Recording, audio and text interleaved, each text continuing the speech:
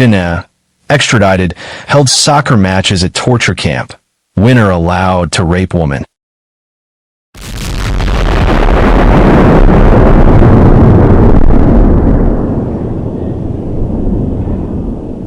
One of the world's most notorious human traffickers, Kidane Zekarias, 41, was extradited to the Netherlands on Wednesday evening.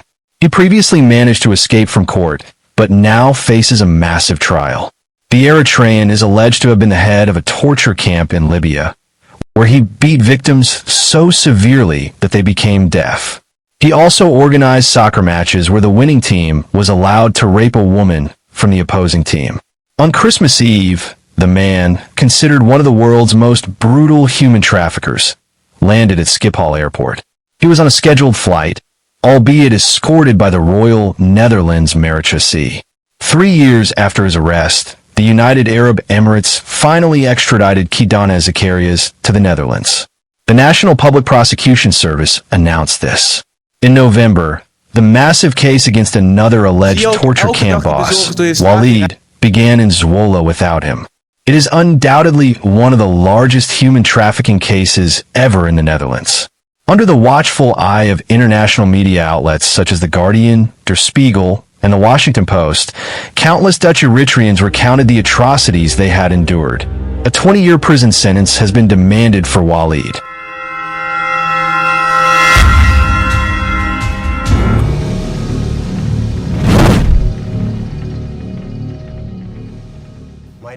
Ghost town of Bani Walid.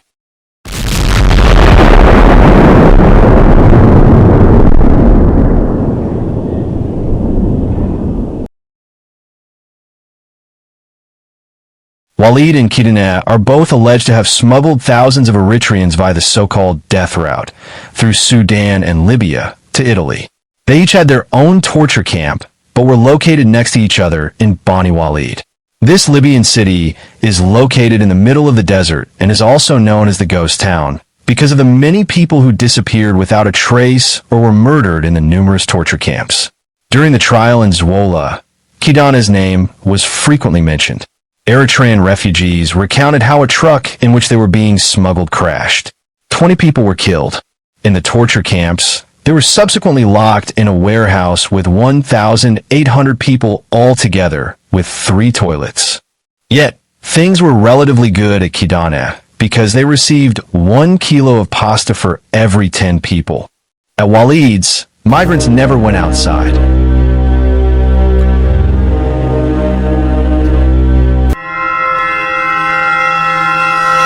Pleadings during torture.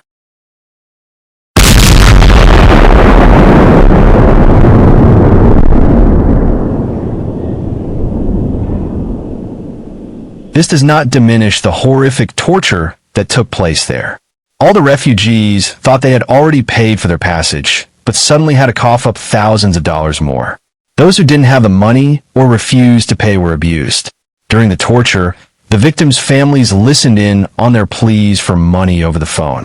In many cases, these families already lived in the Netherlands, where accomplices also collected ransom money. While Walid was said to rape every beautiful girl he saw, Kidane was primarily the brutal torturer. He is large and strong, and even took part in the abuse himself. When Kidane hits you, he hits a vital part of the body. There are people who were hit so hard in the ear that they went deaf. One of the refugees told the Dutch military police.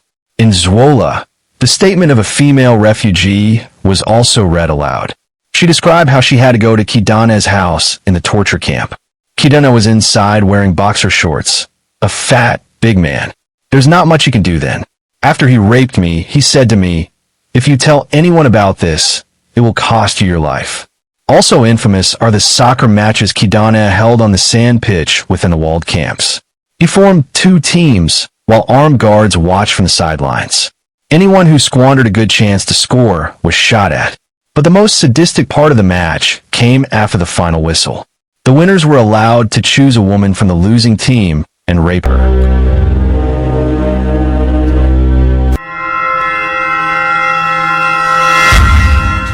Escape from court.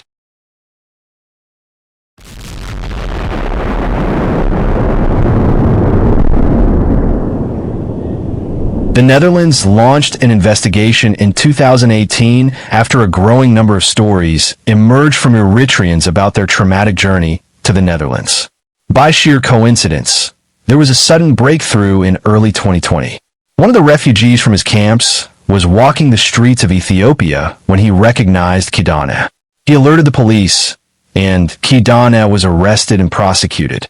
But the trial ended in partial disappointment.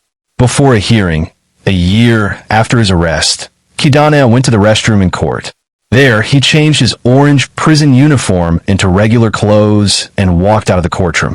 Rumors circulated that he paid $250,000 in bribes for his escape.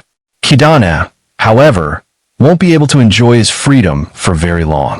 On January 1st, 2023, Sudanese police stormed an apartment near the capital, Khartoum. This was a joint operation by the African Police, Interpol, and the United Arab Emirates Union Investigative Service.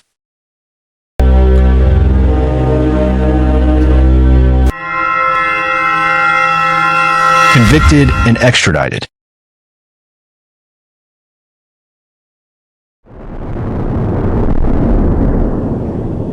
A video, accompanied by dramatic music, shows how Kidane was flown to the UAE after his arrest.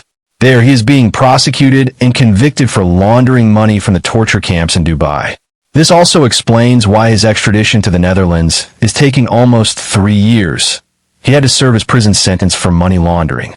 In the Netherlands, he may first be questioned as a witness in the trial against human trafficker Walid. It is still unclear when his own trial will begin, but it will likely be some time before it begins.